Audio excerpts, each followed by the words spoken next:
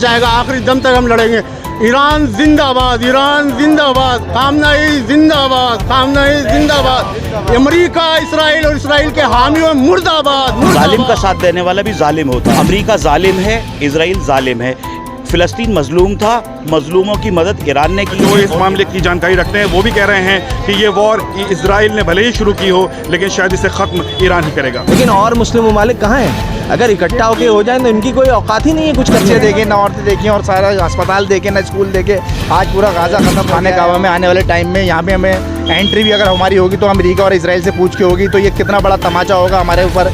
तो आज सभी मुस्लिम ममालिक को सोचना चाहिए कि वो इन सब चीज़ों को समझें। जिन्होंने अपने पेटों पे फिर पत्थरें बांधी क्योंकि कुछ खाने को या पानी को मिल नहीं रहा था, और बाकी देश चुप कर रहा था, कोई बोल नहीं रहा था कुछ।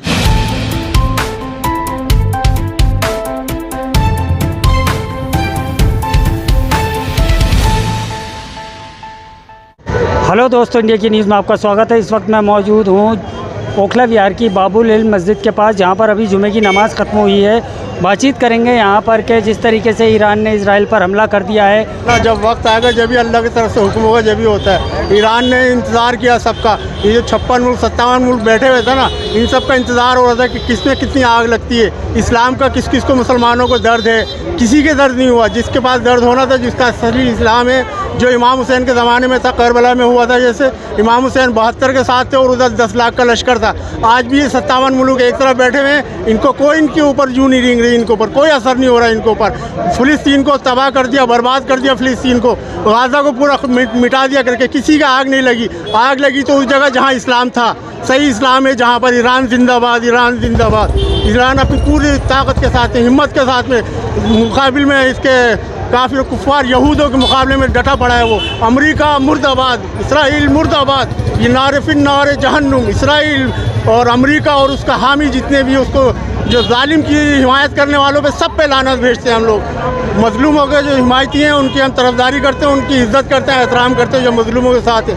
फ़िलिस्तीन की आवाज़, फ़िलिस्तीन की हमदर्दी, जो करने वाला उसके साथ हैं हम लोग। और जो उसके इसराइल के और अमेरिका के पक्ष में बात करता है, उनको ऊपर लानत भेजते हैं हम। कहा जा रहा है 84 साल की उम्र में ईरान के जो हुक्मरान हैं उन्होंने ये कर दिखाया। तो मौलाना साहब ने बताया कि उम्र जो है, उम्र तक़वे से देखी जाती है, बॉडी से नहीं देखी जाती। इंसान कितना मतलब बहादुर है, कितनी उसके अंदर हिम्मत है, वो तक़वे के साथ में आती है। ईरान के पास तक़वा, परहेज़गारी, इबादत और उसके बाद दुआएं सारी वो थी। वो उसकी उम्र देखी जाती है उस चीज़ से। उसमें हौसला जवानों से भी ज़्यादा हौसला है माशाल्लाह।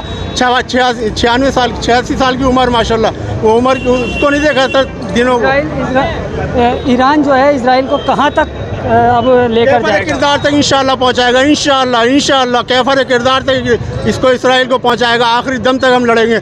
ईरान जिंदाबाद, ईरान जिंदाबाद, खामनेई जिंदाबाद, खामनेई जिंदाबाद। अमेरिका, इसराइल और इसराइल के हामियों मुर्दाबाद, मुर्दाबाद। ये है कि अगर जिस टाइम में जब फ़िलिस्तीन के ऊपर हमले हो रहे थे, फ़िलिस्तीन के जब मासूम बच्चे मारे जा रहे थे, उसी टाइम में इसराइल के लोगों को चाहिए था कि वो अपनी गवर्नमेंट से अपील करती कि ये जो बच्चों को, मज़लूमों को जो मारा जा रहा है फ़िलिस्तीन में, उस चीज़ को रोका जाए। लेकिन उस टाइम में उन लोगों को एहसास नहीं हुआ क्योंकि दूसरे मारे जा रहे थे। जब उनके ऊपर आफत आनी शुरू हुई, जब उनके लोग मारे जा रहे हैं, तब उन्हें एहसास हो रहा है कि मरने का दुख क्या होता है। अभी 2 साल से फ़िलिस्तीन के बच्चे, औरतें, बुज़ुर्ग सब मारे जा रहे थे। हॉस्पिटल्स पे हमले हो रहे थे, स्कूल्स पे हमले हो रहे थे, बच्चे मासूम मारे जा रहे थे। लेकिन पूरी दुनिया में किसी पे कोई फ़र्क नहीं था। सिर्फ़ और सिर्फ मज़लूम की हिमायत ईरान कर रहा था। अब ईरान ने अपनी जितनी भी टॉप लीडरशिप थी सिर्फ़ एक इंसानियत के नाते खो दी। अगर ईरान भी चाहता तो अमेरिका के आगे सरेंडर कर देता, इसराइल के आगे सरेंडर कर देता, लेकिन नहीं। उन्होंने कहा कि हम मज़लूम का साथ देंगे, हम जालिम के ख़िलाफ़ होंगे, क्योंकि मज़लूम का साथ देना ही इंसानियत है, जो हमारे सारे नबी करते आए, जो हर मज़हब के लोग करते हैं। जितने भी हर मज़हब में जहाँ भी इंसानियत है, वो सब मज़लूम का साथ देते हैं। जालिम का साथ देने वाला भी जालिम होता है। अमेरिका जालिम है, इसराइल जालिम है। फ़िलिस्तीन मज़लूम था, मज़लूमों की मदद ईरान ने की है। उसके बाद भी जो पहले जो हमला किया वो इसराइल ने किया ईरान के ऊपर। ईरान ने सिर्फ उसका जवाब दिया है, ऐसा नहीं कि ईरान ने कोई उसके ऊपर हमला किया था। देखिए, अब जब ईरान हमला कर रहा है तो वो लोग घबरा रहे हैं, अब वो लोग परेशान हो रहे हैं। अब ये सारी चीज़ें उन्हें भुगतनी तो पड़ेंगी, क्योंकि वो अगेंस्ट ह्यूमैनिटी गए, और अगेंस्ट ह्यूमैनिटी जाने वाले को हमेशा ही नुकसान उठाना पड़ता है। लेकिन देखिए, आज अगर एक का नंबर है तो कल दूसरे का नंबर है, कल तीसरे का नंबर है। मैं तो ये कहता हूँ कि किसी भी को देश को हक हासिल नहीं है कि वो ख़ुद तो हर तरह की तरक्की हासिल करे और दूसरे मुल्क पर बैन लगाए। ऐसा ही हमारे मुल्क के साथ भी हुआ था, हिंदुस्तान के साथ, कि हमारे हिंदुस्तान के जो परमाणु प्रोग्राम थे, जो न्यूक्लियर प्रोग्राम्स थे, उनके ऊपर बैन लगाए जा रहे थे, रोका जा रहा था। लेकिन हमारे मुल्क ने अपने आप को न्यूक्लियर पावर बनाया। आज हमारा हिंदुस्तान एक मजबूत पावर है और हमारा मुल्क को किसी की इतनी हिम्मत नहीं है जो हमारे मुल्क को आग दिखा सके। ये जो ईरान के ऊपर एक वॉर इजराइल ने मुसल्लत की है, यानी ईरान नहीं चाहता था उस वॉर को, लेकिन जिस तरह से ईरान की टॉप लीडरशिप जो उसकी मिलिट्री कमांड थी उसे चुन चुन के इजराइल ने मारा है। उसके बाद ईरान का अपने सेल्फ डिफेंस में इजराइल के ऊपर रिटेलिएशन करना ये वाजिब है। और जाहिर सी बात है, ईरान ने ये पुख्ता सबूत दिया है कि जितना कमज़ोर उसे इजराइल ने या दूसरी जो वेस्टर्न पावर से उतना समझा हुआ था, ईरान की जो मिसाइल टेक्नोलॉजी है उसने ये दिखा दिया है कि ईरान न सिर्फ अपना बचाव कर सकता है, बल्कि बढ़ कर के 2000 किलोमीटर तक इजराइल के किसी भी शहर में वो अपनी मिसाइलों को पहुंचा सकता है। हमने देखा किस तरह से इजराइल में तबाही मची है।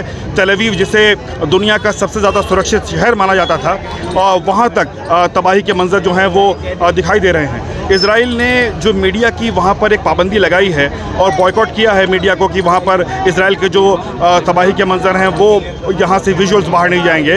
ये साफ दिखाता है कि जो तबाही इजराइल में हुई है वो जो मीडिया इस वक्त दिखा पा रही है उससे कई गुना ज़्यादा है। ईरान ने जिस तरह से अपनी मिलिट्री माइट का इस्तेमाल किया है और ये दिखाया है कि किस तरह से इजराइल का कोई भी शहर ईरान की पहुँच से बाहर नहीं है। और पूरे वर्ल्ड में इस वक्त ईरान ने जो एक चेहरा पेश किया है इजराइल का, कि किस तरह से इजराइल पूरे खित्ते में पूरे अरब ममालिक के लिए एक ऑपरेसर है और उस ऑपरेशन को रोकने के लिए किसी न किसी को आगे आना पड़ेगा। और जाहिर सी बात है कि आज इजराइल के अंदर से ही आवाज़ उठ रही है और इजराइल के जो लोग हैं वही सड़कों पर उतर आए हैं और वो भी एहतजाज कर रहे हैं और अपनी ही गवर्नमेंट से पूछ रहे हैं कि भाई आपने ईरान के ऊपर हमला क्यों किया, आपने इस हमले की शुरुआत क्यों की।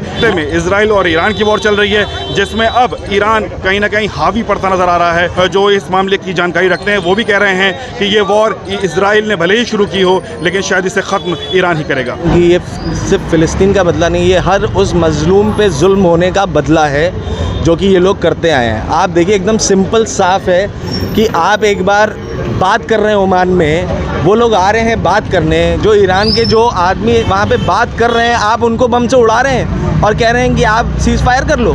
क्या मजाक चल रहा है? और ये क्या पब्लिक को समझ में नहीं आ रहा? और अफसोस ये है कि हमारे जो रहबर हैं खामनेई साहब, उनको लोग मारने की बात कर रहे हैं और उस पर इतने ममालिक हैं मुस्लिम, उनमें से एक आदमी उठ करके ये नहीं कह रहा है। चाइना ने सपोर्ट किया है, रशिया ने सपोर्ट किया है, इराक़ में हमारे मर्जा जो है सिस्तानी साहब, उन्हीं ने कहा है कि बहुत बुरे हाल होंगे उसके।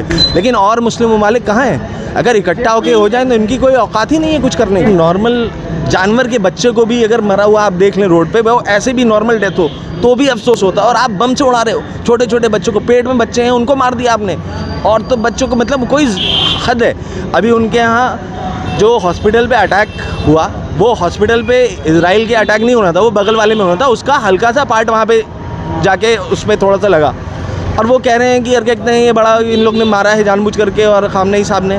जहाँ तक हमारी कौम का सवाल है, हम लोग इस तरह के हमले और इस तरह की चीज़ें एकदम नहीं करते हैं। हाँ, अपना दिफा करना, अल्लाह ने कहा है कि अपना दिफा करो, और अगर कोई हमारी चीज़ों पे आएगा तो जाहिर सी बात है उसका रिटेलिएशन तो मिलेगा। लेकिन वही है ना कि सारा मीडिया कैप्चर कर रखा है, आप वो असली इन्फॉर्मेशन आपको बहुत लिमिटेड मिलेंगी।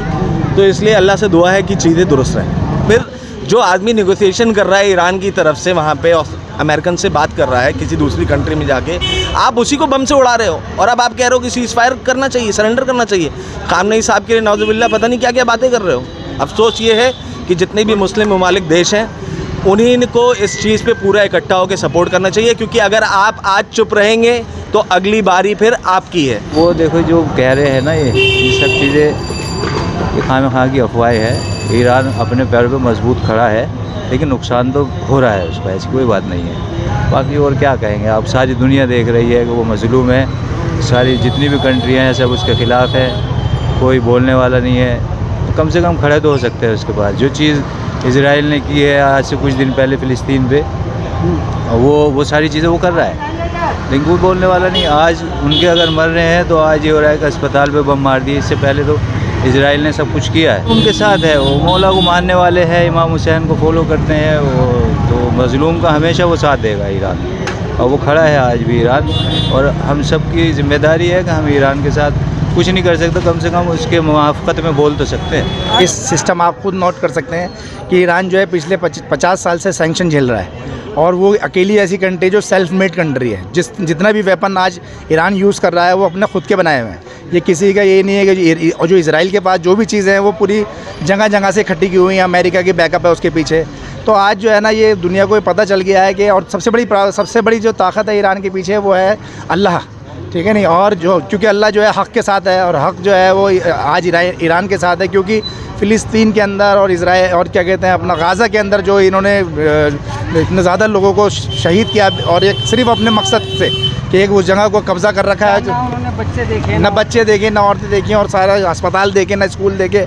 आज पूरा गाज़ा ख़त्म हो गया है, और आज फिर उन्होंने ये एक हरकत ईरान के साथ करी, और ईरान ने जो है उनको मुँह तोड़ जवाब दिया है। वो ईरान कभी किसी के ऊपर अटैक नहीं करता, उसकी पूरी हिस्ट्री है, कभी उन्होंने कभी किसी पे अटैक नहीं किया है। लेकिन जो लोग ईरान के ऊपर जो ईरान को हल्का आंकते हैं, उनको आज पूरी दुनिया को मैसेज चला गया है कि ईरान सुपर पावर का भी सुपर पावर है, क्योंकि अल्लाह उसके साथ है। अल्लाह से बड़ी सुपर पावर इस दुनिया में कुछ नहीं है। जो है सब पूरी दुनिया देख रही है, और जो भी हमारे मुस्लिम ममालिक हैं, सब लोग की जनता, ख़ास तौर से जनता आज ईरान के साथ है, इसमें कोई शक नहीं है। जो भी लोग जानते हैं इस चीज़ों को, तो वो आज जो है समझ रहे हैं कि इजराइल और अमेरिका दोनों जो है पूरी दुनिया पर कब्ज़ा करना चाहते हैं, दुनिया को अपने अधीन करना चाहते हैं, अंडर में करना चाहते हैं। और आज अगर ईरान मिडिल ईस्ट से ख़त्म हो जाएगा, तो ये पूरी मिडिल ईस्ट पे अमेरिका और इजराइल का कब्ज़ा होगा। और वहाँ जो एक इस्लामिक पवित्र जगह है ईरान, जो हमारा मिडिल ईस्ट है, खाना काबा वहाँ पर है। खाना काबा में आने वाले टाइम में यहाँ पे हमें एंट्री भी अगर हमारी होगी तो अमेरिका और इजराइल से पूछ के होगी, तो ये कितना बड़ा तमाचा होगा हमारे ऊपर। तो आज सभी मुस्लिम ममालिक को सोचना चाहिए कि वो इन सब चीज़ों को समझें, और उनको आगे आना चाहिए। कम से कम कुछ ना करें तो कम से कम अपनी ज़मीन इस्तेमाल ना करने दें ईरान के ऊपर अटैक करने के लिए, या ईरान को अटैक कर रहा है जैसे जॉर्डन है, मुस्लिम कंट्री होने के बावजूद वो इजराइल तक इसके वेपन्स को पहुँचने नहीं दे रहा है। तो ये कितनी शर्मनाक बात है। हमारे मुस्लिम ममालिक को सोचना चाहिए कि ये मुसलमान है, किस तरह के मुसलमान हैं। और आज की तारीख में ईरान से बड़ा पावर स्टैम्प कोई है नहीं, क्योंकि जो पावर सुपर अमेरिका अपने आप को सुपर पावर बनाता है, आज वो भी घुटनों पर ईरान के आगे झुका पड़ा है। और जिस तरह की मिसाइल का इस्तेमाल कर रहा है, वो बताता है कि ईरान टेक्नोलॉजिकली कितना ज़्यादा आगे है, जिसको दुनिया हल्के में ले रही थी या उसकी गिदड़ भपकियाँ समझ रही थी। ईरान ने साबित कर दिया कि वो एक पर्याप्त ताकत रखता है और जवाब देने के लायक है, जवाब दे सकता है। खबर आई थी कि हॉस्पिटल्स पे अटैक हुआ, तो ऐसा कोई हॉस्पिटल पे ईरान ने अटैक नहीं किया। वो एक हॉस्पिटल की शक्ल में IDF का एक रिसर्च सेंटर था, जहाँ पे जो इज़राइल की डिफेंस थी वो रहते थे। उनका एक इंटेलिजेंस का सोर्स बना था वहाँ पे। बस वो बिल्डिंग जो तैमीरात थी वो हॉस्पिटल के शक्ल में थी। तो ईरान ने हॉस्पिटल पे अटैक नहीं किया, सिविलियंस पे अटैक नहीं किया। वो हॉस्पिटल अगर था वो IDF का हॉस्पिटल था, वो उनके फोर्सेस का हॉस्पिटल था। और ये तो अभी कुछ नहीं है। इन्होंने जो गाज़ा पे किया, क्या तब लोग कहाँ थे? तब बाकी जो कंट्रीज़ थी वो उन्होंने तो कुछ भी नहीं बोला। तो ये देखा जा सकता है कि बाकी जो देश है वो कितना डर रहे हैं ईरान से, जो कि अमेरिका और इज़राइल को लगा था अगर हम ईरान पे अटैक करेंगे तो इसको हम सेम टू सेम गाज़ा की पोजीशन में ला सकते हैं। बट ईरान ने वैसा दिफा कर लिया कि अभी अमेरिका से लेके इज़राइल तक दोनों जो मुल्क है वो डर रहे हैं, क्योंकि उनको इतना यकीन नहीं हो रहा था कि ईरान वापस रिटेलिएट करेगा उन पे। वही जान सकते हैं जो गाज़ा में रहते थे उस टाइम पे, वो बच्चे जिन्होंने अपने पेटों पे फिर पत्थरें बांधी क्योंकि कुछ खाने को या पानी को मिल नहीं रहा था, और बाकी देश चुप कर रहा था, कोई बोल नहीं रहा था कुछ। क्यों नहीं बोल रहा था और अब क्यों बोल रहा है? ये तो एक वॉर चल रहा है ना, ये तो वन साइड नहीं है। गाज़ा और इज़राइल वाला तो वन साइडेड था ना। देखिए, पब्लिक सॉरी बोले उससे कुछ नहीं होता। ये तो ट्रंप और जो नेतन्याहू है वो सॉरी बोलना चाहिए ना। उन्होंने हालांकि हार मानी है, उन्होंने हार मान ली, उनको पता है वो एक बड़ी शिकस्त ज़रूर इंशाल्लाह आने वाले दिनों में लेंगे। एंड ईरान का जो सुप्रीम लीडर सैयद आयतुल्लाह ख़ामनेई, अल्लाह उनको हमेशा हिफ्ज़ व अमान में रखे, वो 80 इयर्स के है। हाँ, 84 इयर्स के है। और आप देखो कि उनका जो पावर है वो एक नौजवान की तरह है। उन्होंने अपने लास्ट सरमन में भी कहा था कि मैं भले ही मेरी एज 84 इयर्स है, बट मेरा जो रूह है, मेरा जो दिल है वो एक नौजवान की तरह है। सो हम हुसैनी कौम के हैं, हम डरने वालों में से नहीं है किसी जगह से।